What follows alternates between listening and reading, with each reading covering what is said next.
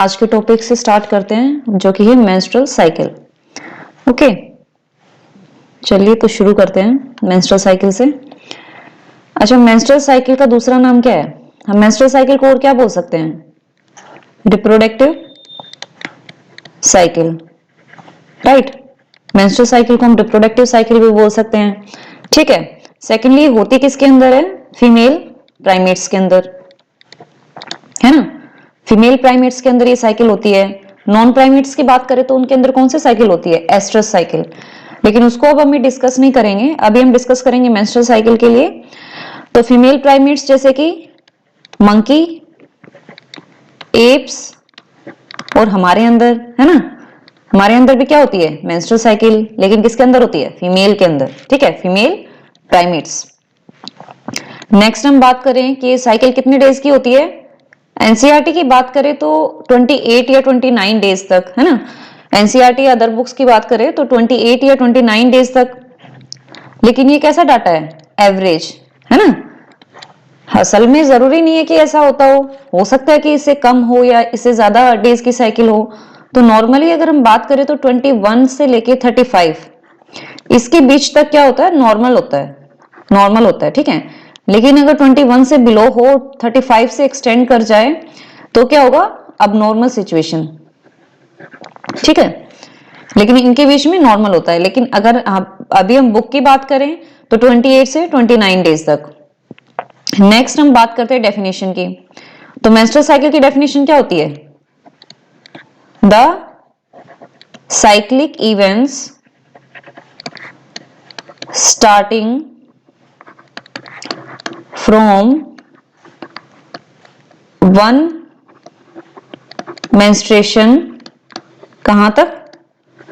Till the next one, ठीक है। यानी कि एक मेंस्ट्रुएशन से लेके, अभी मैं तुम्हें डायग्राम दिखा देती हूं जो कि तुम्हारी एनसीईआरटी से लिया है। देखो, यानी कि ये डे 1 दे रखा है। डे 1 से मेंस्ट्रुएशन कहां तक है? 29 डे तक, है ना। उसके बाद क्या हो रहा है? नेक्स्ट मेंस्ट्रुएशन स्टार्ट हो रही है। तो डे एक मेंस्ट्रुएशन से लेके जब तक अगली मेंस्ट्रुएशन नहीं आ जाती है, ठीक है, अगली मेंस्ट्रुएशन आती है, उनके बीच तक जो भी इवेंट्स होते हैं, यूटेराइन इवेंट्स हो, हार्मोनल इवेंट्स हो, इन सबको हम किसके अंदर कंसिडर करेंगे? मेंस्ट्रुअल साइकिल के अंदर। इनमें कैसे चेंजेस आते हैं? एंडोमेट्रियम में क्या चेंजेस आते हैं? ओवरी के हार्मोन्स में क्या चेंजेस आते हैं, ठीक है। पिट्यूटरी हार्मोनल लेवल में क्या चेंजेस आते हैं? ओवरीज में क्या चेंजेस आते हैं? अब हम डिटेल में पढ़ेंगे। ये सारे इवेंट्स किस में आएंगे? मेंस्ट्रुअल साइकिल में, ठीक है। अब हम कुछ टर्म की बात कर लेते हैं, जैसे कि मेनार्की, ठीक है। मेनार्की क्या होता है? जब प्यूबर्टी के टाइम पे सबसे पहले मेंस्ट्रुअल साइकिल आना शुरू होती है, ठीक है, उस टर्म को हम क्या बोलेंगे? मेनार्की, यानी कि बिगनिंग ऑफ मेंस्ट्रुअल साइकिल, ठीक है। और मेनोपॉज किसको बोलेंगे? जब एट द एज ऑफ 50 या अबव 50, 55, ठीक है, जब क्या होता है? मेंस्ट्रुअल साइकिल स्टॉप हो जाती है। क्या हो जाती है? मेंस्ट्रुअल साइकिल सीज हो जाती है या स्टॉप हो जाती है, उसको क्या बोलेंगे? उस टर्म को मेनोपॉज। जब मेंस्ट्रुअल साइकिल रुक जाती है, पूरी जिंदगी नहीं चलती ना फीमेल में मेंस्ट्रुअल साइकिल, तो एक एज के बाद क्या होती है? वो रुक जाती है। उस टर्म को हम क्या बोलेंगे? मेनोपॉज, ठीक है। नेक्स्ट हम एक टर्म और लेते हैं,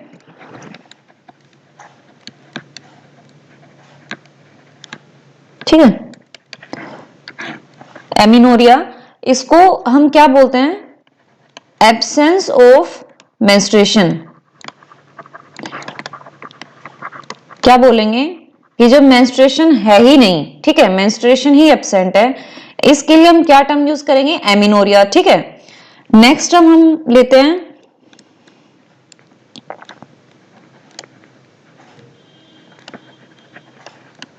अब इसमें हाइपर आ गया, है ना। हाइपर आ गया, इसका मतलब क्या होगा? Excessive bleeding. हाइपर का मतलब ही क्या होता है? एक्सेसिव, ठीक है।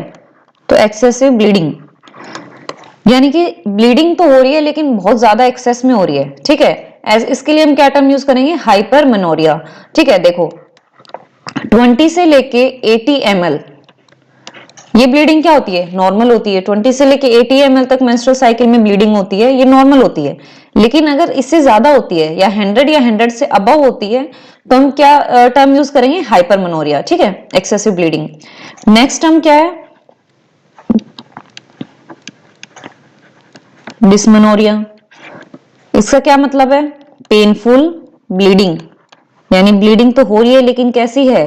पेनफुल, ठीक है। उसके लिए हम क्या टर्म यूज करेंगे? डिस्मेनोरिया। ओके, तो ये तो कुछ टर्म थी जो हो सकता है कि एग्जाम में आ जाए, इसलिए मैंने आप लोगों को लिखवा दी है, ठीक है।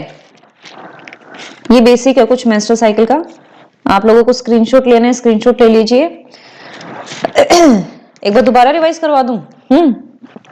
देखो, मेंस्ट्रुअल साइकिल को हमने क्या बोला? रिप्रोडक्टिव साइकिल, ठीक है। नेक्स्ट फिर हमने क्या पढ़ा कि मेंस्ट्रुअल साइकिल किस में होती है? फीमेल प्राइमेट्स में, जैसे कि मंकी, एप्स, ह्यूमन, ठीक है।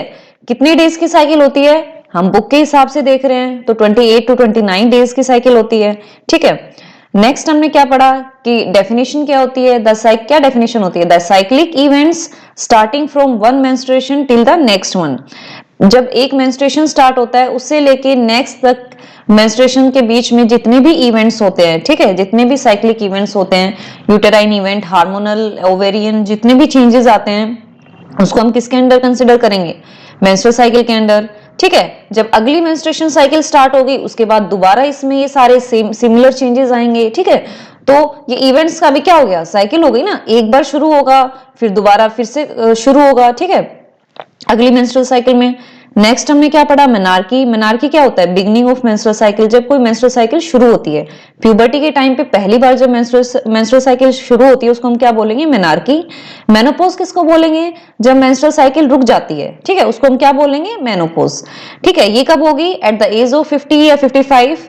नेक्स्ट क्या है? एमेनोरिया, जो हम क्या बोलते हैं? एब्सेंस ऑफ मेंस्ट्रुएशन, ठीक है। नेक्स्ट टर्म क्या है? हाइपरमेनोरिया, यानी कि एक्सेसिव ब्लीडिंग, ठीक है। नॉर्मल रेंज हमने ली है 20 to 80 ml, this is normal, but above than 100 ml, ठीक है, इस टर्म को हम क्या बोलेंगे? हाइपरमेनोरिया। ओके, नेक्स्ट है डिसमेनोरिया, यानी कि पेनफुल ब्लीडिंग। ये कुछ बेसिक्स हैं। अब हम अपना एक्चुअल मेंस्ट्रुअल साइकिल में जो जो चीजें होती है वो स्टार्ट करते हैं। ये हो गया ना। अब हम स्टार्ट करते हैं कि एक्चुअल में क्या क्या होता है, ठीक है। अब हम अपना यहां से साइकिल स्टार्ट कर रहे हैं। सो साइकिल स्टार्ट। कौन से साइकिल स्टार्ट? मोटरसाइकिल? नहीं नहीं, मेंस्ट्रुअल साइकिल स्टार्ट, है ना, ठीक है। अब देखो डायग्राम में देखो और मुझे बताओ कि सबसे पहले तुम्हें कौन सा फेज दिख रहा है? सबसे पहले कौन सा फेज दिख रहा है? मेंस्ट्रुएशन फेज, है ना। सबसे पहले कौन सा फेज दिख रहा है? मेंस्ट्रुएशन फेज, ठीक है। तो इसी के बारे में पढ़ लेते हैं, ठीक है, इसी के बारे में पढ़ लेते हैं पहले। So first phase is menstruation, menstruation phase, ठीक है। अब मेंस्ट्रुएशन फेज में क्या होता है? सबको पता है क्या होता है? Menstrual flow. मेंस्ट्रुअल फ्लो होता है ना, ब्लड आता है, ब्लड निकलता है कितने दिन के लिए? 3 to 5 डेज, 3 to 5 डेज, हो सकता है 7 डेज के लिए भी, है ना, एक वीक के लिए भी हो सकता है, ठीक है। ये मेंस्ट्रुअल फ्लो होगा। उसके बाद अगला है कि मेंस्ट्रुअल फ्लो क्यों होता है, होता क्यों है? तो ये क्यों होगा? फ्लो अकर्स ड्यू टू, क्यों होता है? Break down of endometrium layer of, किसकी लेयर? यूट्रस की, ठीक है। एंडोमेट्रियम लाइनिंग या फिर लेयर ऑफ यूट्रस, इसमें लिखो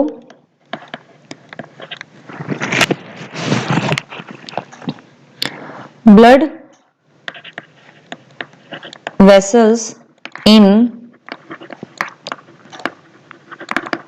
endometrium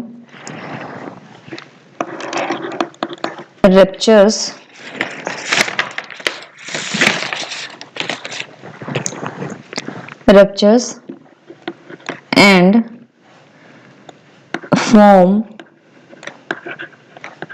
clots later fibrinolytic enzyme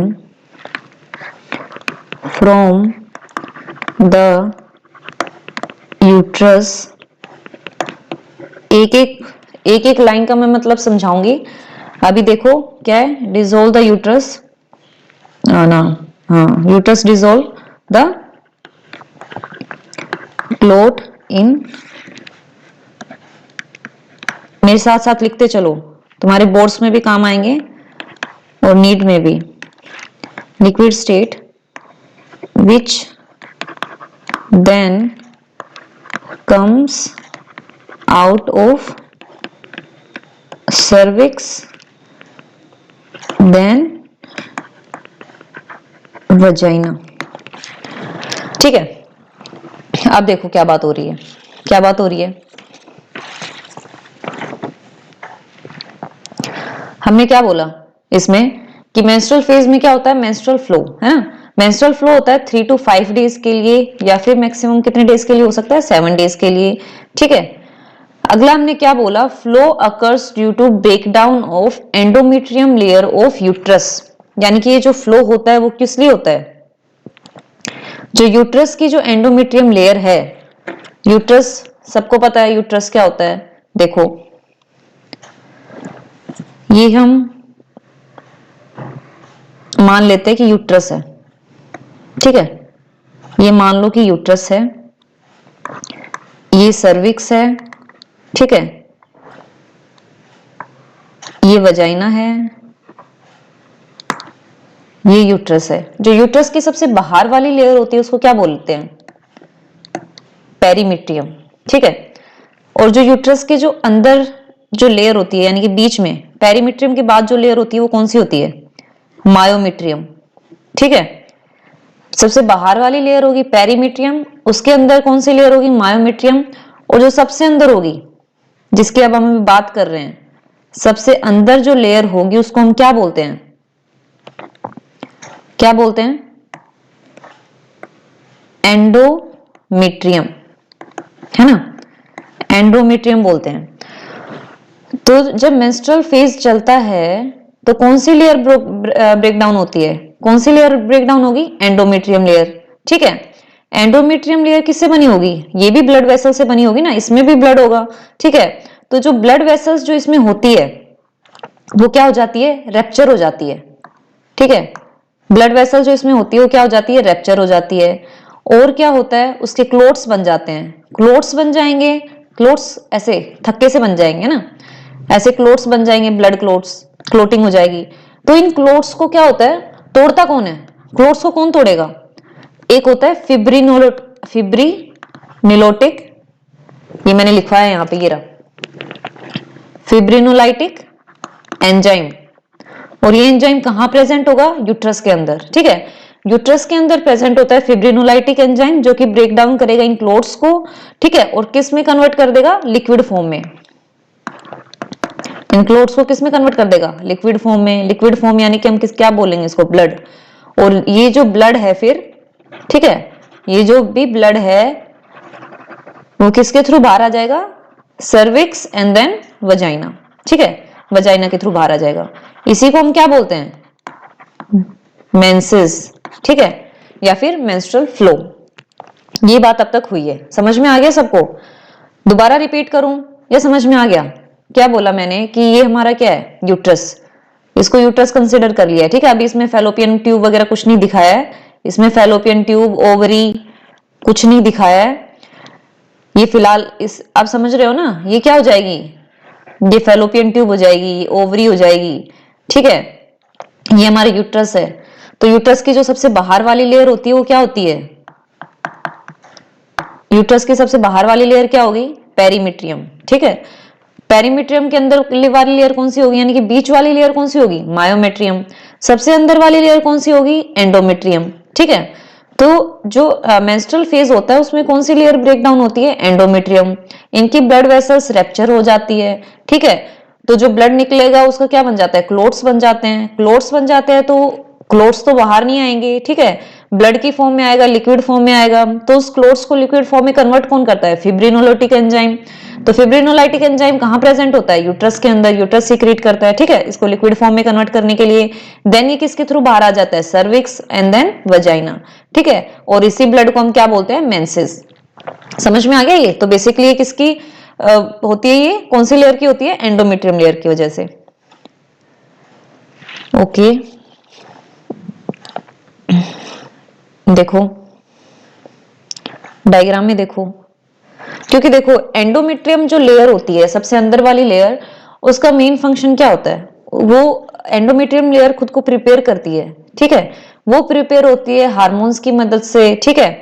वो किस लिए प्रिपेयर होती है? ताकि जो बेबी है उससे के साथ अटैच हो सके। तो एंडोमेट्रियम लेयर जो बेसिकली किस पर्पस के लिए होती है? इम्प्लांटेशन के लिए, ठीक है। मेंसेस हमारे कब आते हैं? जब इम्प्लांटेशन नहीं होती है, यानी कि कोई जाइगोट या फिर कोई भी हम बोले कि बेबी जब एंडोमेट्रियम लेयर के साथ अटैच नहीं होता है, ठीक है, इम्प्लांटेशन नहीं होती है, तो क्या हो जाता है? उसका कोई काम नहीं है, वो लेयर ब्रेक डाउन हो जाएगी और मेंसेस के फॉर्म में, ब्लड के फॉर्म में बाहर आ जाएगी, ठीक है। ये डायग्राम में देखो, ये क्या दिखा रखे हैं? मेंसेस, ठीक है। मेंसेस कितने दिन के लिए चल रहे हैं? 1 to 5 डेज के लिए, ठीक है। ये हो गया। अब नेक्स्ट फेज कौन सी है? मेंस्ट्रुएशन के बाद नेक्स्ट फेज कौन सी होगी? Follicular phase. फोलिकुलर फेज या फिर इसका दूसरा नाम क्या है? Proliferative phase. अच्छा, इसके दो नाम क्यों है? देखो, जब फोलिकुलर फेज हम इसको किसके पर्पस के लिए बोलते हैं? ये जो फोलिकल्स है ना, अगर हम फोलिकल्स को कंसिडर करें, ओवरी को कंसिडर करें, तो हम क्या बोलेंगे? फोलिकुलर फेज, ठीक है। लेकिन अगर हम एंडोमेट्रियम लेयर को कंसिडर करें, एंडोमेट्रियम लेयर को कंसिडर करें, ठीक है, ये क्या है? ये डायग्राम में एंडोमेट्रियम लेयर ही दिखा रखी है।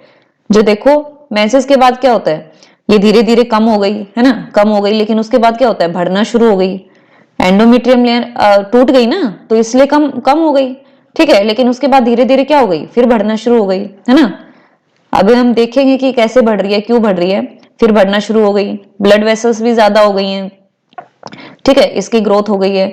तो प्रोलिफरेटिव फेज किसके टर्म में बोलेंगे हम? इसकी, ये एंडोमेट्रियम लेयर को कंसिडर करेंगे तो हम क्या बोलेंगे? प्रोलिफरेटिव फेज, ठीक है। क्योंकि एंडोमेट्रियम लेयर क्या हो रही है? माइटोटिक डिवीजन हो रहा है, इसमें माइटोसिस हो रहा है, ठीक है, तो ये बढ़ रही है। लेकिन फोलिकुलर फेज किसको कंसिडर करके बोलेंगे? ओवरीज को कंसिडर करके बोलेंगे, जिसमें किसकी डेवलपमेंट होती है? फोलिकल्स की। अब देखेंगे हम ध्यान से, अब हम थोड़ा डिटेल में पढ़ेंगे इसको, फोलिकुलर फेज को, इसमें क्या होता है। चलो,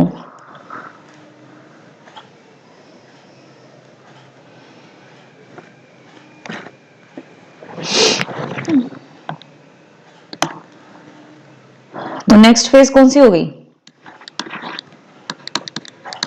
फोलिकुलर फेज, है ना, या फिर क्या बोलेंगे इसको? प्रोलिफरेटिव फेज, ठीक है, जो कितने डेज के लिए दिखा रखी है? 6 to 13 डेज, है ना, 6 से लेके 13वें दिन तक। क्योंकि डे 5 तक क्या चला था? मेंस्ट्रुएशन फेज चला था। डेज 14 को क्या होगा? मिड वाले जो डे है 14 डे, उसको क्या होगा? ओवुलेशन, अभी हम पढ़ेंगे। तो बीच का जो 6 to 13 डेज है, इसमें क्या आ जाएगा? प्रोलिफरेटिव या फिर फोलिकुलर फेज। अब इसमें देखो क्या होता है।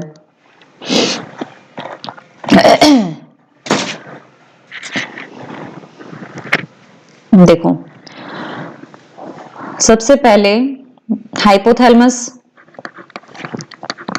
हमारी हाइपोथैलेमस होती है ना, मिड ब्रेन में क्या होगी? हाइपोथैलेमस। ये क्या रिलीज करेगी? गोनाडोट्रोपिन रिलीजिंग हार्मोन, है ना।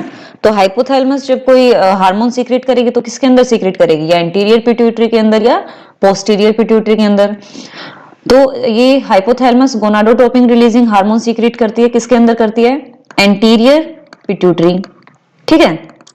एंटीरियर पिट्यूटरी के अंदर। इतना समझ में आया? मैंने क्या बताया कि हाइपोथैलेमस है, मिड ब्रेन में प्रेजेंट होता है, ठीक है। ये रिलीज करेगा गोनाडोट्रोपिन रिलीजिंग हार्मोन, किसके अंदर करेगा? एंटीरियर पिट्यूटरी के अंदर। फिर एंटीरियर पिट्यूटरी क्या सीक्रेट करेगी? FSH, ठीक है। FSH की फुल फॉर्म क्या होती है?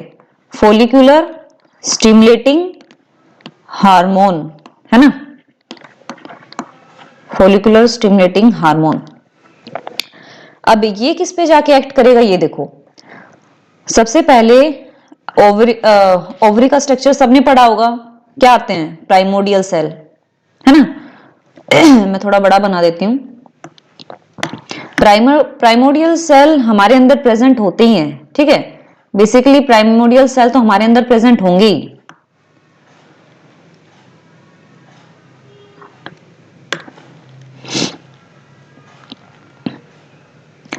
ठीक है, प्राइमोडियल सेल हमारे अंदर प्रेजेंट होते हैं बहुत सारे नंबर में, ऐसा नहीं है कि एक ही प्रेजेंट होता है। तो ये क्या है? प्राइमोडियल सेल या प्राइमोडियल फोलिकल। फोलिकल बात करेंगे तो ज्यादा अच्छा है। प्राइमोडियल फोलिकल होते हैं हमारी बॉडी में बहुत सारे, फीमेल्स के अंदर बहुत सारे, ओवरीज के अंदर, फीमेल्स में ओवरीज के अंदर बहुत सारे प्राइमोडियल सेल होते हैं, ठीक है। तो प्राइमोडियल सेल किसके अंदर चेंज हो जाएंगे? Primary follicle. किसके अंदर चेंज हो जाएंगे? प्राइमरी फोलिकल के अंदर। प्राइमरी फोलिकल का डायग्राम में क्या चेंजेस आ जाएगा? ये जो सेल्स हैं ऊपर ग्रेनुलोसा सेल्स, ये क्यूबोइडल फॉर्म में आ जाएंगे, ठीक है। पहले क्या थे? फ्लैटेंड थे, अब कैसा शेप हो गया? क्यूब, ठीक है। तो इसको हम क्या बोलेंगे? प्राइमरी फोलिकल, ठीक है। Primary follicle. जो FSH है, फोलिकुलर स्टिमुलेटिंग हार्मोन, ये प्राइमोडियल सेल पे एक्ट नहीं करता है, ये एक्ट करेगा प्राइमरी फोलिकल पे, ठीक है। प्राइमरी फोलिकल पे, और उसको किस में चेंज कर देगा? सेकेंडरी फोलिकल में, ठीक है। सेकेंडरी फोलिकल में जिसमें ओवम होता है, ठीक है। फिर ग्रेनुलोसा सेल्स होते हैं, फिर थीका लेयर होती है, ठीक। तो जो FSH है, फोलिकुलर स्टिमुलेटिंग हार्मोन, वो किस पे एक्ट करेगा? प्राइमरी फोलिकल पे, ठीक है। प्राइमरी फोलिकल को किस में चेंज कर देगा? सेकेंडरी फोलिकल में, ठीक है। ये काम होता है इसका, इसलिए हम इसको क्या बोलते हैं? फोलिकुलर स्टिमुलेटिंग हार्मोन, यानी कि फोलिकल्स की ग्रोथ करवाता है ये, ठीक है। इतना समझ में आया? ठीक है। अब देखो, जो प्राइमरी फोलिकल हैं वो अपना, उसमें क्या होती है? उसमें म्यूसिस होती है ना, म्यूसिस होती है। फर्स्ट मियोटिक डिवीजन स्टार्ट होता है, फर्स्ट मियोटिक डिवीजन स्टार्ट होता है प्राइमरी फोलिकल्स में। लेकिन अगर आपने पढ़ा होगा तो आपको याद होगा कि फर्स्ट मियोटिक डिवीजन शुरू कब होता है प्राइमरी फोलिकल्स के अंदर? कब शुरू होता है? जब एक फीमेल अपनी मम्मी के पेट में होती है ना, अपनी मदर के पेट में होती है प्रेगनेंसी के टाइम में। उसी टाइम क्या होता है? वो नेक्स्ट जनरेशन के बारे में भी सोचने लगती है, ठीक है। अपनी मम्मी के पेट में होती है, उसी टाइम पे जो फीमेल है, फीमेल बेबी है, उसके प्राइमरी फोलिकल्स में म्यूसिस फर्स्ट स्टार्ट हो जाती है, फर्स्ट म्यूटिक डिवीजन स्टार्ट हो जाता है। लेकिन कौन सी स्टेज पे जाके रुक जाता है? कंप्लीट नहीं हो पाता है। कौन सी स्टेज पे जाके रुक जाता है? वेरी इंपॉर्टेंट, कौन से स्टेज पे जाके रुक जाता है? प्रोफेज, ठीक है। यानी कि प्रोफेज 1, प्रोफेज स्टेज पे जाके रुक जाता है फर्स्ट म्यूटिक डिवीजन। ये याद रखना है कि प्रोफेज पे क्या हो जाता है? फर्स्ट म्यूटिक डिवीजन स्टॉप हो जाता है, ठीक है। समझ में आ गया? प्राइमरी, देखो क्या बताया मैंने कि प्राइमोडियल सेल किस में चेंज हुए? प्राइमरी फोलिकल्स में। यहां पे FSH की रिक्वायरमेंट हुई नहीं, ठीक है। प्राइमरी फोलिकल्स किस में चेंज होते हैं? सेकेंडरी फोलिकल में। यहां पे FSH की रिक्वायरमेंट होती है to convert primary follicles into secondary follicles. लेकिन इसमें क्या होता है? जो प्राइमरी फोलिकल्स में और क्या होता है? फर्स्ट म्यूटिक डिवीजन होती है। फर्स्ट म्यूटिक डिवीजन कब होती है? तब एम्ब्रियो क्या होता है? अपनी मदर के पेट में होता है। जब फीमेल बेबी होती है अपनी मम्मी के पेट में होती है, ठीक है, तब फर्स्ट म्यूटिक डिवीजन शुरू होता है। लेकिन वो पूरा नहीं हो पाता है, ठीक है, वो रुक जाता है। कब रुकता है? प्रोफेज 1 पे, ठीक है। प्रोफेज 1 पे रुक गया तो फिर कंप्लीट कब होगा? देखो कब कंप्लीट होगा? ये कंप्लीट होगा ओवुलेशन से पहले, प्रायर टू ओवुलेशन, यानी कि सेकेंडरी फॉलिकल के कन्वर्ट होने, ये प्राइमरी फॉलिकल जब सेकेंडरी फॉलिकल में कन्वर्ट होता है तो फर्स्ट मियोटिक डिवीजन कंप्लीट हो जाता है। ठीक है, फर्स्ट मियोटिक डिवीजन क्या हो गया? कंप्लीट। तो जब आपकी मेंस्ट्रुअल साइकिल चलती है, फॉलिकुलर फेज आता है, तो जब प्राइमरी फॉलिकल सेकेंडरी फॉलिकल में कन्वर्ट होते हैं तो आपका जो फर्स्ट मियोटिक डिवीजन है, अभी इतने सालों से जो रुका पड़ा था, प्रोफेज पे ही स्टॉप था, वो अब जाके कंप्लीट होता है फर्स्ट मियोटिक डिवीजन। ठीक है, कब? जब प्राइमरी फॉलिकल किस में कन्वर्ट होता है? सेकेंडरी फॉलिकल में। ठीक है, इतना सबको समझ में आया? ठीक है, अब आगे देखो क्या होता है। सेकेंडरी फॉलिकल क्या होगा? किस में चेंज हो जाएगा? सेकेंडरी फॉलिकल किस में चेंज हो जाएगा?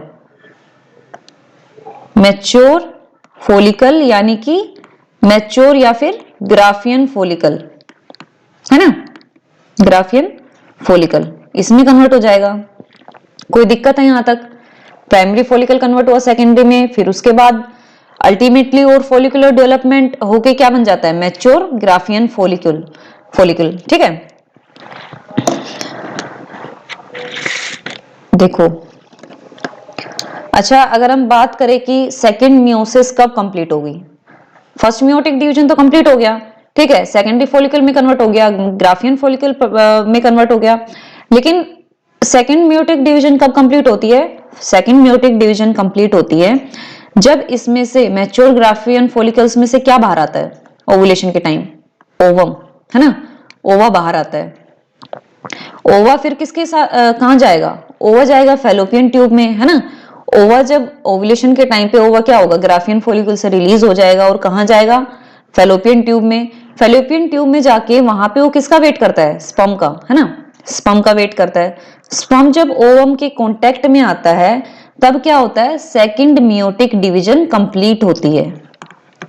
सेकंड मियोसिस क्या होती है? कंप्लीट।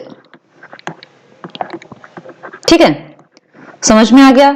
फर्स्ट मियोटिक डिवीजन कब कंप्लीट हुई? तब प्राइमरी फॉलिकल किस में चेंज हुआ? सेकेंडरी फॉलिकल में। ठीक है, और सेकेंड मियोटिक डिवीजन कब कंप्लीट हुई? तब ओवा किसके कांटेक्ट में आया? स्पर्म के कांटेक्ट में। चलो, इतना हो गया। अभी देखो आगे।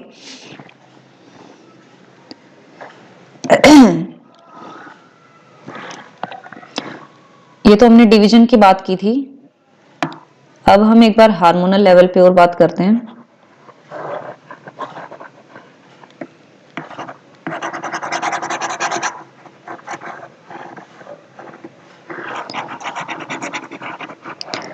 अच्छा, डायग्राम में दिखा देती हूँ, देखो। हाँ,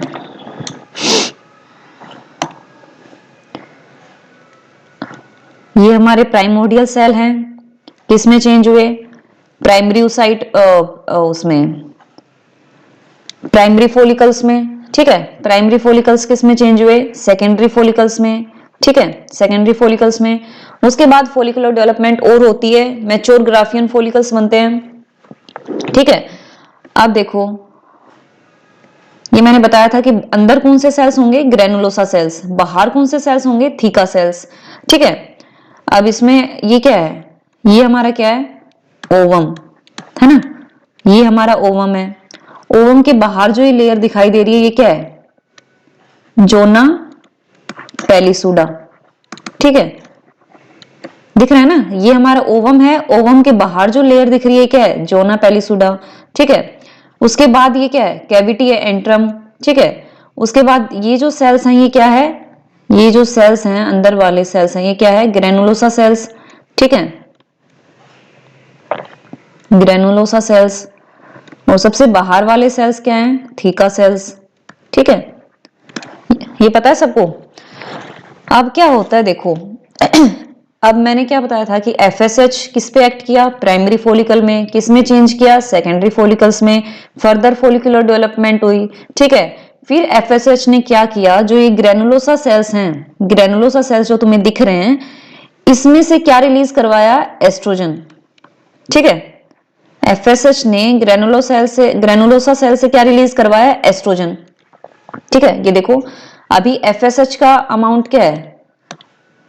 अभी एफएसएच ज्यादा है ना, ये एफएसएच है, एफएसएच चल रहा है, ठीक है, एफएसएच चल रहा है साथ में, और इसमें क्या चल रहा है, एस्ट्रोजन चल रहा है ना, एस्ट्रोजन। क्योंकि एफएसएच ने एक तो फोलिकुलर डेवलपमेंट करवाया, दूसरा क्या करवाया, ग्रेनुलोसा सेल से क्या रिलीज करवाया, एस्ट्रोजन, ठीक है, एस्ट्रोजन निकलवाया। एस्ट्रोजन का अब क्या फंक्शन होता है, एफएसएच का फंक्शन हमने पढ़ लिया कि फोलिकुलर डेवलपमेंट में काम आता है, और एस्ट्रोजन का क्या फंक्शन होता है, एस्ट्रोजन क्या मेंटेन करता है, एंडोमेट्रियम लेयर को मेंटेन करता है, ठीक है, एंडोमेट्रियम लेयर को मेंटेन करता है। ये देखो यहां तक एंडोमेट्रियम लेयर जो मेंटेन की है, किसने की है, एस्ट्रोजन ने, ठीक है। एस्ट्रोजन क्या करेगा, जो एंडोमेट्रियम लेयर रप्चर हो गई थी, जो ब्लड वेसल्स रप्चर हो गई थी, उसको दोबारा रिपेयर करवाएगा, नई ब्लड वेसल्स बनवाएगा, ठीक है, और क्या करवाएगा, माइटोसिस करवाएगा एंडोमेट्रियम में, माइटोसिस करवाएगा, यानी कि सेल डिवीजन होती है ना बहुत, और एंडोमेट्रियम में सेल डिवाइड होंगे और ज्यादा एंडोमेट्रियम ग्रो होगी, ठीक है। तो ये सारी चीज कौन करवाएगा, एस्ट्रोजन। समझ में आ गया मैंने क्या बताया, एस्ट्रोजन एंडोमेट्रियम लेयर में माइटोटिक डिवीजन करवाता है ताकि एंडोमेट्रियम लेयर की ग्रोथ हो, ठीक है, ब्लड वेसल्स जो रैप्चर हो गई थी उनको रिपेयर करता है, नई ब्लड वेसल्स को लेके आता है, ठीक है, ये सारा काम होता है एस्ट्रोजन का, एंडोमेट्रियम लेयर को प्रिपेयर करना, ठीक है, ओव्यूलेशन से पहले तक किसका काम होता है, एस्ट्रोजन का। यहां तक सबको समझ में आ गया, कोई प्रॉब्लम है, यहां तक कोई प्रॉब्लम है, ओके। अब देखो क्या होता है, हमने मेंस्ट्रुएशन पढ़ लिया, हमने फोलिकुलर डेवलपमेंट पढ़ लिया। अच्छा हाँ, मैं बता रही थी तभी, अब समझ आया तुम्हें कि क्यों लिखा हुआ है फोलिकुलर डेवलपमेंट, क्यों लिखा हुआ है फोलिकुलर फेज, क्योंकि इसमें क्या हो रही है, फोलिक्यूल्स की डेवलपमेंट हो रही है, ठीक है, फोलिक्यूल्स की डेवलपमेंट होती है। तो फोलिकुलर फेज हम क्यों कब बोलेंगे, इफ फोलिकुलर फेज कब बोलेंगे, if ovary is concerned, if ovary is concerned. समझ में आ गया, ये ओवेरियन इवेंट है, ये क्या लिखा हुआ है, ओवेरियन इवेंट, यानी कि ये जो चीजें हो रही है फोलिकल्स का डेवलपमेंट, ये कहां हो रहा है, किसके अंदर होता है, ओवरीज के अंदर होता है, ठीक है। प्रोलिफरेटिव फेज हम कब बोलते हैं, प्रोलिफरेटिव फेज भी बोल रहे हैं हम, है ना, ये कब बोलते हैं, इफ एंडोमेट्रियम इज कंसर्न्ड। यहां पे किसकी बात हो रही है, एंडोमेट्रियम की। ये देखो यूटेराइन इवेंट मतलब यूट्रस के इवेंट्स, यूट्रस में किसके इवेंट की बात कर रहे हैं हम, एंडोमेट्रियम के इवेंट्स की बात कर रहे हैं, ठीक है। एंडोमेट्रियम प्रोलिफरेटिव बताया ना मैंने अभी कि माइटोसिस होती है, इसमें माइटोटिक डिवीजन होता है, एंडोमेट्रियम लेयर क्या होती है, और ज्यादा बढ़ती है, ठीक है, किसके लिए, दोबारा साइकिल स्टार्ट करने के लिए, दोबारा एंडोमेट्रियम प्रिपेयर होती है ताकि दोबारा इम्प्लांटेशन के लिए सुटेबल हो, ठीक है। तो फिर प्रोलिफरेटिव फेज हम किस कब बोलेंगे, तब क्या कंसर्न हो, एंडोमेट्रियम, ठीक है। फोलिकुलर कब बोलेंगे, तब हम ओवरीज की बात करते हैं। समझ में आ गया ये, यहां पे देखो ये वाले सबको पता है ना क्या होता है। अब ओवेरियन हार्मोन क्या होता है, ओवेरियन हार्मोन यानी कि ओवरीज के हार्मोन्स की बात कर रहे हैं।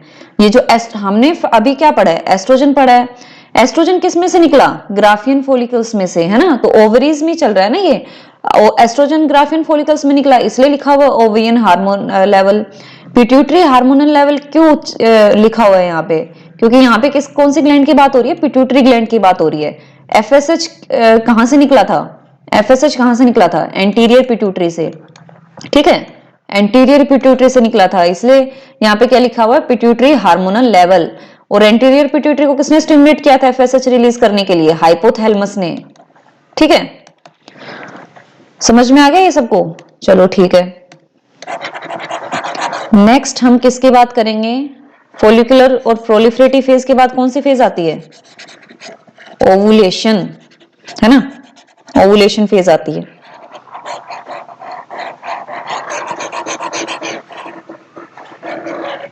ओवुलेशन फेज पे क्या होगा, चलो एक बार लिखवा देती हूं, बहुत ही इंटरेस्टिंग टॉपिक है ये।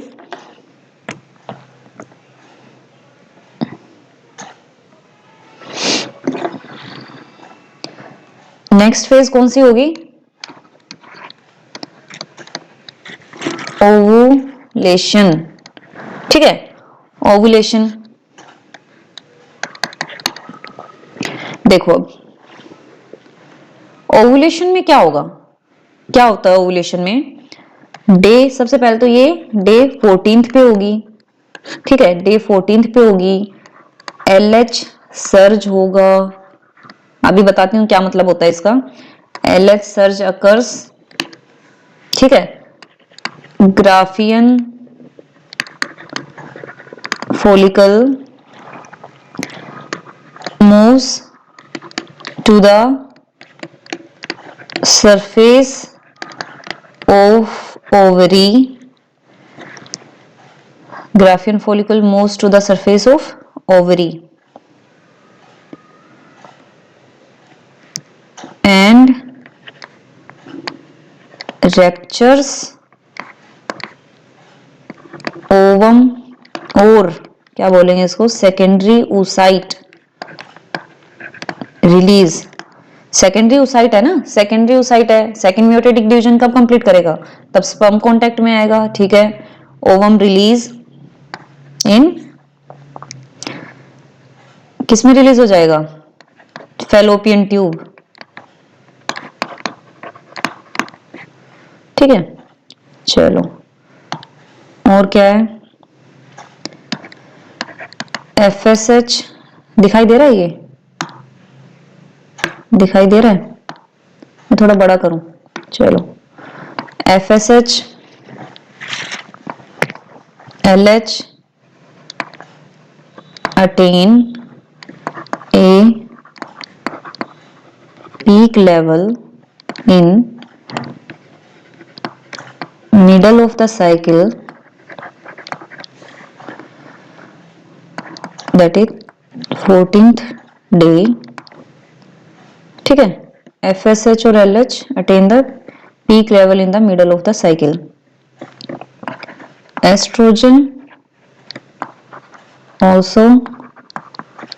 level also increase, ठीक है। क्यों? Positive feedback to stimulate anterior pituitary to secrete LH। देखो ओवुलेशन फेज में क्या होगा, डे 14th पे क्या हो जाएगा? LH सर्ज, है ना। LH का अमाउंट बहुत, LH का लेवल, LH क्या होता है? ल्यूटेनिजिंग हार्मोन, ठीक है, ल्यूटेनाइजिंग हार्मोन, यस ओके। तो ल्यूटेनाइजिंग हार्मोन का लेवल बहुत ज्यादा इंक्रीज हो जाएगा डे 14th पे। उसकी वजह से क्या हो जाएगा? जो सेकेंडरी oocyte है, ओवम है, वो रिलीज हो जाएगा ग्राफियन फॉलिकल्स में से। ग्राफियन फॉलिकल पहले कहां मूव किया? ओवरीज के सरफेस पे, ठीक है, ओवरीज के सरफेस पे मूव किया, ठीक है। फिर वहां से किसने उठाया? ओवरीज में, ये फैलोपियन ट्यूब का डायग्राम देखा है ना सबने? देखो जैसे मैं थोड़ा बेसिक ही बना रही हूं, मान लो ये यूट्रस है, यहां पे अगर बात करें ये फैलोपियन ट्यूब है, ठीक है। इन्फंडिबुलम क्या होगा? ये फिंगर लाइक स्ट्रक्चर, ठीक है। और यहां पे क्या होगा हमारा? ओवरी, है ना, यहाँ पे ओवरी होगी। ये बेसिक स्ट्रक्चर है समझाने के लिए। देखो अब मैंने क्या बताया, अब जो एस्ट्रोजन का लेवल भी ज्यादा होता है इसमें, ठीक है, एस्ट्रोजन का लेवल भी इंक्रीज होता है, ठीक है, और FSH का भी थोड़ा इंक्रीज होता है। इनका क्या रोल होता है? इनका रोल क्या होगा? जो अब हमारा ग्राफियन, मैच्योर ग्राफियन फॉलिकल है, ठीक है, वो मान लो कहीं यहाँ पड़ा होगा मैच्योर ग्राफियन फॉलिकल, है ना, उसको कहाँ तक लेके जाते हैं? उसको लेके जाएंगे ओवरी के सरफेस तक, यहां तक लेके जाएंगे, ओवरीज के सरफेस तक लेके जाएंगे, ठीक है। फिर एस्ट्रोजन का और क्या काम होगा कि पॉजिटिव फीडबैक देता है, positive feedback to stimulate anterior pituitary to secrete LH, ठीक है। यानी कि LH कौन सा हार्मोन है? ये भी एंटीरियर पिट्यूटरी का हार्मोन है। तो जो ल्यूटिनाइजिंग हार्मोन जो है वो एंटीरियर पिट्यूटरी सीक्रेट करेगी, उसको ये फीडबैक कौन देता है? Positive feedback. उसको कौन स्टिमुलेट करता है LH हार्मोन रिलीज करने के लिए, सीक्रेट करने के लिए? एस्ट्रोजन, ठीक है, एस्ट्रोजन देता है। तो अब यहाँ पे ये क्या है, इसके अंदर ओवम होगा, है ना, ग्राफियन फॉलिकल के अंदर ओवम होगा। अब हमें क्या चाहिए फैलोपियन ट्यूब के अंदर, सिर्फ ओवम चाहिए, ठीक है। तो ये जो फिंगर लाइक स्ट्रक्चर है जिसको हम क्या बोलते हैं, इनफंडिबुलम, ये पूरा ओवरीज के सरफेस को ऐसे टटोल के देखते हैं, ऐसे टटोल के देखते हैं, और फिर ये फाइंड आउट करते हैं कि यहाँ पे हमारा ग्राफियन फॉलिकल है, यहाँ पे मैच्योर ग्राफियन फॉलिकल है, फिर वहां पे उसके साथ अटैच हो जाते हैं, अटैच हो जाते हैं, फिर वहां से क्या निकलेगा, ओवम निकलेगा, और किसके अंदर पास आउट हो जाता है, फैलोपियन ट्यूब के अंदर, ठीक है। तो देखो ये हमारा ओवम कहाँ चला गया, फैलोपियन ट्यूब के अंदर, ठीक है, यहाँ पे चला गया, और ये यहीं पे बैठा रहेगा, किसके वेट में, स्पर्म के वेट में, है ना, क्योंकि ओवम के पास तो कोई टेल नहीं होती जैसे कि स्पर्म के अंदर होती है, ठीक है। तो वो यहीं पे बैठ के वेट करेगा स्पर्म का, ठीक है। स्पर्म आएगा यहाँ, ठीक है, फैलोपियन ट्यूब के अंदर यहाँ आएगा, एम्पस इस्मस जंक्शन में, एम्पुला में, यहाँ पे आके फ्यूज करेगा उसके साथ, सेकंड मेयोटिक डिवीजन कंप्लीट होगी, फर्टिलाइजेशन होगी, जाइगोट बनेगा, वो सब बाद की प्रोसेस है, अभी हम डिस्कस कर रहे हैं यहाँ पे हमारा ओवुलेशन हो गया है, ठीक है। अब ओवा तो निकल गया, बाकी क्या बच गया, ओवा निकल गया, बाकी क्या बच गया, बाकी जो ये ग्रेनुलोसा सेल्स बच गए और थीका सेल्स जो थे वो बच गए, ओवा चला गया। ओवा की जो बाहर की लेयर कौन सी होती है, जोना पेलिसुडा, ठीक है, ओवा है, जोना पेलिसुडा है, ठीक है। ओवा ये जो निकला है हमारा ओवम, ये कितने टाइम के लिए सरवाइव करेगा, ये सरवाइव करेगा 48 आवर्स के लिए, ठीक है, 24 to 48 आवर्स, उसके बाद ये किल हो जाएगा, ठीक है, उसके बाद ही मर जाएगा। कौन मारेगा इसको, कौन मारेगा, ये इसकी अपोप्टोसिस हो जाती है, अपोप्टोसिस, अपोप्टोसिस, एपोप्टोसिस बोलते हैं वैसे इसको, ठीक है, पी साइलेंट होता है, तो इसकी अपोप्टोसिस हो जाती है। अपोप्टोसिस क्या होती है, जब खुद कोई सेल अपने आप को किल कर लेता है उसको बोलते हैं अपोप्टोसिस, ठीक है। उसके बाद जब इसकी अपोप्टोसिस हो जाती है तो उसको कौन खा जाएगा, कौन खा जाते हैं, मैक्रोफेज, मैक्रोफेज या फिर न्यूट्रोफिल्स, समझ रहे हो, मैक्रोफेज या फिर न्यूट्रोफिल्स। और बाकी का जो ये बच गया हमारा ग्रेनुलोसा और थीका सेल्स, ये हम बाद में बात करेंगे कि किसमें चेंज हो जाएंगे, कॉर्पस ल्यूटियम में, ठीक है। अभी मेरी बात दोबारा ध्यान से सुनो कि मैंने क्या बताया। मैंने बताया कि ओवुलेशन कौन से डे पे होता है, 14th डे पे। 14th डे पे क्यों होता है, क्योंकि इसमें LH का जो लेवल है वो बहुत ज्यादा इंक्रीज हो जाता है, ठीक है। LH का लेवल बहुत ज्यादा इंक्रीज क्यों हो जाता है, एस्ट्रोजन की वजह से। एस्ट्रोजन फीडबैक, एस्ट्रोजन स्टिमुलेट करता है एंटीरियर पिट्यूटरी को LH सीक्रेट करने के लिए, ठीक है। और ये हमने क्या बात की कि जो ये ग्राफियन फॉलिकल है वो कहाँ आया, सरफेस पे आया, तो हमारा ओवम रिलीज हो गया LH की वजह से, कहाँ पे, फैलोपियन ट्यूब में, ठीक है। इतना सबको पता चल गया। बाकी के जो ग्रेनुलोसा सेल्स बच गए, थीका सेल्स बच गए, इनको हम देखेंगे इसका क्या होता है आगे। ये ओवम हमारा निकल आया, ठीक है, ये फैलोपियन ट्यूब में कन्वर्ट हो गया, फैलोपियन ट्यूब सॉरी ये फैलोपियन ट्यूब में चला गया, ठीक है। फैलोपियन ट्यूब में जाके इसका वेट करेगा स्पर्म का सेकंड मेयोटिक डिवीजन कंप्लीट करने के लिए, ठीक है। अगर हो, जरूरी नहीं है कि सेकंड मेयोटिक डिवीजन हो, सेकंड मेयोटिक डिवीजन जो है कंप्लीट ही हो जाए, ठीक है, जरूरी नहीं है ना कि स्पर्म के कांटेक्ट में आए, क्या पता ना आए। अगर नहीं आया स्पर्म के कांटेक्ट में तो क्या फर्टिलाइजेशन होगी, नहीं होगी, नहीं होगी, तो इस ओवा का क्या काम है यहाँ पे, कुछ काम नहीं है, ठीक है। अपोप्टोसिस हो जाएगी, अपोप्टोसिस होने के बाद क्या होगा, मैक्रोफेज और न्यूट्रोफिल्स इसको इनगल्फ कर लेंगे, ठीक है। यानी कि बहुत रेयर चांसेस होते हैं फीमेल्स के अंदर कि जब सेकंड मेयोटिक डिवीजन कंप्लीट हो। बहुत सारे जो ओवम है वो हर महीने क्या होते हैं, सेकंड मेयोटिक डिवीजन कंप्लीट होने से पहले ही डाई हो जाते हैं, ठीक है, उससे पहले ही मर जाते हैं। आगे समझ में, चलो ठीक है। और क्या था ये मैंने बता दिया तुम्हें सारा। नेक्स्ट फेज की बात करते हैं। अच्छा एक बार डायग्राम देखते हैं, ये डायग्राम देखो, ये डायग्राम देखो, हम कहाँ गए थे, यहाँ पे होता है 14th डे, है ना। 14th डे पे क्या चला हमारा, ओवुलेशन। ओवुलेशन में क्या हुआ, ये देखो, ये ओवा हमारा आ गया बाहर, है ना, ओवा बाहर आ गया। ये क्या है, ओवम। ओवम के बाहर कौन सी लेयर है, जोना पेलिसुडा।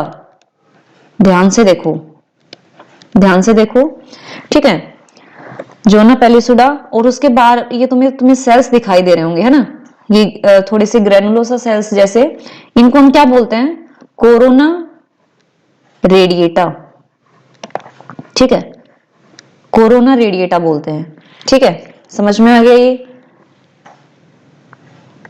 और ये बाकी के हमारे ओवम को छोड़ के जितना भी पार्ट रह गया वो उसका हम आगे देखेंगे क्या होता है। यहां तक समझ में आ गया, ठीक है। अब देखो ओवुलेशन में क्या होगा, LH सर्ज, LH का लेवल क्या हो गया, इंक्रीज हो गया, ठीक है, LH का लेवल इंक्रीज हो गया। मैंने बताया था ये एस्ट्रोजन का लेवल इंक्रीज हो रहा है, ये किस लिए, ताकि एंटीरियर पिट्यूटरी से स्टिमुलेट करवाए, एंटीरियर पिट्यूटरी को स्टिमुलेट करे LH को रिलीज करने के लिए, ठीक है, इसलिए इसका लेवल भी इंक्रीज हो रहा है, ठीक है। अब देखो ओवुलेशन हो गई, ठीक है, बात खत्म, ओवुलेशन हो गई, बात खत्म। आगे देखो, अब आगे कौन सी फेज है, ल्यूटियल फेज, या फिर उसको हम क्या बोलते हैं, सीक्रेटरी फेज, ठीक है। सीक्रेटरी फेज यानी कि कुछ सीक्रेट करना। क्या सीक्रेट करेगी, म्यूकस, म्यूकस सीक्रेट करेगी।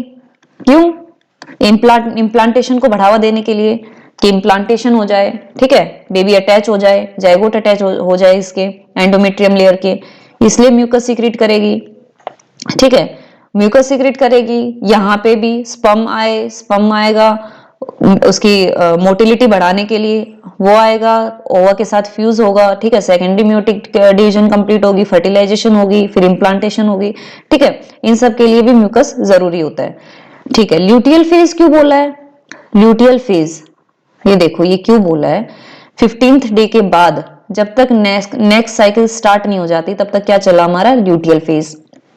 ल्यूटियल फेज बोला है क्योंकि LH हार्मोन की मैंने क्या बताया था, फुल फॉर्म क्या होती है, luteinising hormone, luteinising hormone.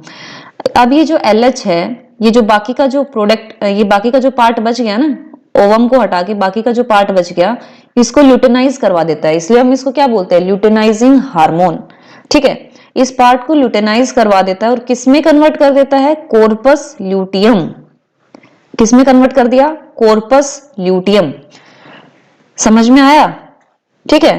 Luteinising hormone ने क्या किया, ये जो बचे हुए पार्ट को किसमें कन्वर्ट कर दिया, कोर्पस ल्यूटियम में, ठीक है, इसलिए हम इसको क्या बोलते हैं, ल्यूटियल फेज, और इसको हम क्या बोलेंगे, ल्यूटेनाइजिंग हार्मोन, ठीक है, समझ में आ गया, ठीक है। अब इसमें देखेंगे हम एक बार डिटेल में कि हो क्या रहा है, एक बार इसको भी पढ़ेंगे।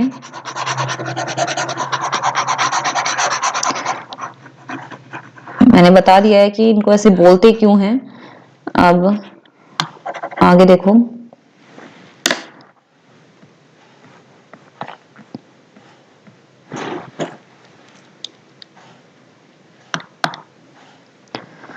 फोर्थ फेज क्या है, ल्यूटियल फेज, दूसरा नाम क्या है, सीक्रेटरी फेज, है ना।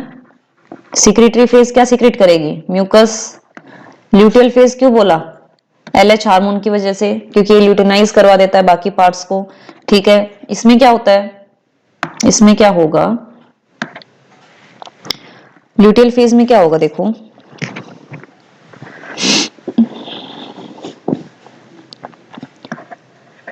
Remaining part of Graafian follicle change into corpus luteum, ठीक है,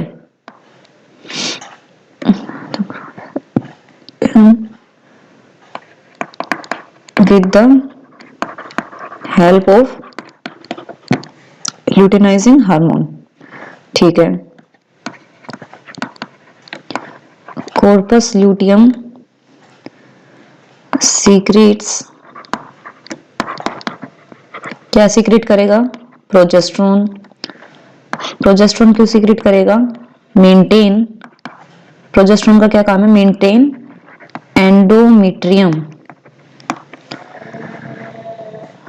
लाइनिंग ऑफ यूट्रस, ठीक है, maintain endometrium lining of uterus. और क्या होगा, LH stimulate corpus luteum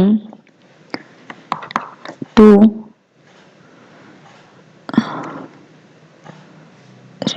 secrete estrogen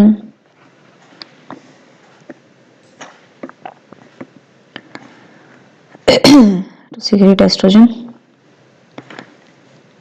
Okay.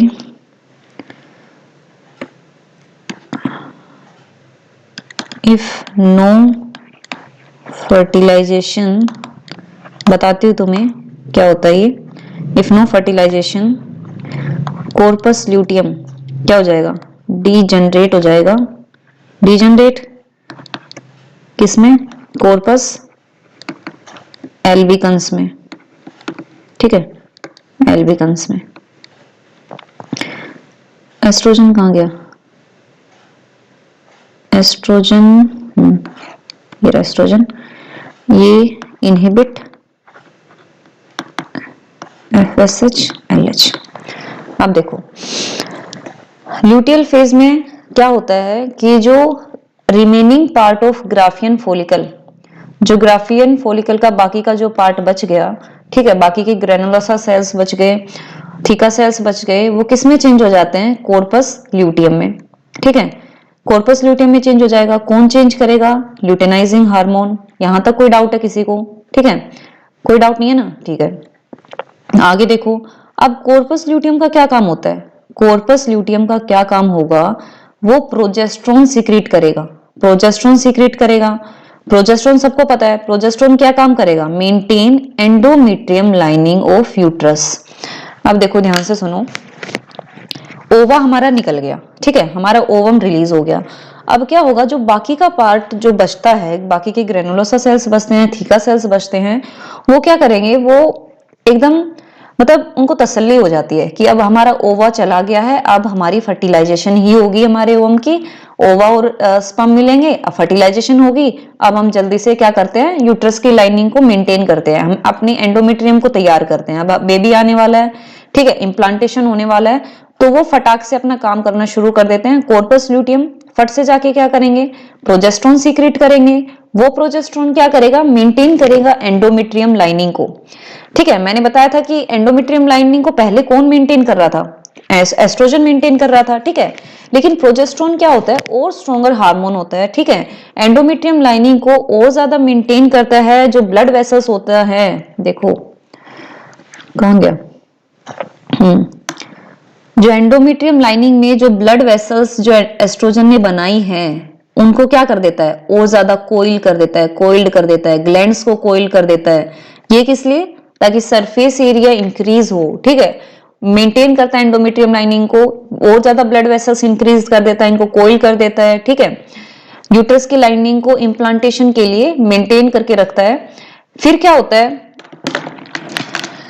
अब ये जो LH लिखा है, LH also stimulate corpus luteum to secrete estrogen. यानी कि ल्यूटेनाइजिंग हार्मोन क्या करता है? कॉर्पस ल्यूटियम को स्टिमुलेट करता है. प्रोजेस्टेरोन तो सीक्रेट हुआ, लेकिन एस्ट्रोजन भी इंक्रीज हो जाता है. ये भी, इसका भी किसके लिए? एंडोमेट्रियम की लाइनिंग को मेंटेन करने के लिए. इसका नेगेटिव फीडबैक भी होता है. पर देखो इतना सबको समझ में आया कि हमारा ओवर रिलीज हुआ, कॉर्पस ल्यूटियम ने क्या किया? प्रोजेस्टेरोन सीक्रेट किया, एंडोमेट्रियम लाइन को मेंटेन किया. ठीक है, एस्ट्रोजन भी सीक्रेट हुआ, एंडोमेट्रियम लाइन को मेंटेन किया. बट अब नेसेसरी नहीं है कि फर्टिलाइजेशन ही हो, है ना. ओवा हमारा निकल गया है, लेकिन हो सकता है कि स्पर्म आया ही ना हो. अगर स्पर्म आया भी हो तो क्या पता कि फर्टिलाइजेशन फिर भी ना हो, है ना. तो ये जरूरी नहीं है. तब क्या होगा? हमारा ओवम, तो मैंने बताया कि ओवम क्या हो जाता है? अपोटोसिस हो जाती है. उसमें मैक्रोफेजेस, न्यूट्रोफिल्स उसको इनगल्फ कर जाते हैं. ठीक है, तो ऐसा हो गया तो जाइगोट तो बनेगा नहीं. जाइगोट नहीं बना तो इम्प्लांटेशन भी नहीं होगी, है ना. तो क्या होगा? If no fertilisation corpus luteum degenerates. Corpus luteum क्या हो जाएगा? डीजनरेट हो जाएगा. कॉर्पस ल्यूटियम देखो डीजनरेट हो जाता है. ठीक है, क्योंकि अब वो उदास हो गया, क्योंकि उसका कुछ काम है ही नहीं. वो तो एक्साइटेड था कि अब एंडोमेट्रियम लेयर को मैं मेंटेन करके रखूंगा, अच्छे से घर वर सजा के रखूंगा, इम्प्लांटेशन होगी, बेबी आएगा, लेकिन फर्टिलाइजेशन ही नहीं हुई. ठीक है, तो जाइगोट बनेगा नहीं, इम्प्लांटेशन होगी नहीं, तो फिर क्या होगा, कॉर्पस ल्यूटियम जो है उसका प्रोजेस्टेरोन सीक्रेट करने का भी कोई फायदा नहीं है ना। क्यों बिना बात को एंडोमेट्रियम लाइनिंग को मेंटेन करके रखा, जब उसका काम ही नहीं है।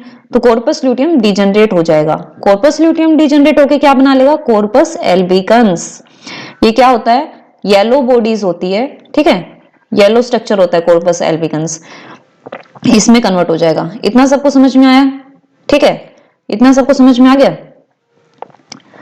यहाँ पे जो लिखा हुआ है एस्ट्रोजन, ये इनहिबिट, नेगेटिव फीडबैक भी होता है एस्ट्रोजन का, ये FSH को भी इनहिबिट करता है, LH को भी इनहिबिट करता है। क्यों, देखो FSH को इनहिबिट एस्ट्रोजन करता है पहले कि क्योंकि फोलिकुलर डेवलपमेंट हो चुकी है और ज्यादा फोलिकल्स की रिक्वायरमेंट है नहीं, ठीक है। तो फोलिकल्स को रोकने के लिए, उसके डेवलपमेंट को रोकने के लिए नेगेटिव फीडबैक देता है एंटीरियर पिट्यूटरी को, इसलिए FSH रुकता है। सेकेंडली LH को भी रोकता है, क्योंकि अब LH का कोई, ये इस टाइम की बात हो रही है क्योंकि LH का कोई काम नहीं रहा, फर्टिलाइजेशन हुई नहीं, LH का कोई काम नहीं है, इसलिए LH को भी इनहिबिट करने का काम करता है एस्ट्रोजन, ठीक है। एक बार साइकिल में देखो,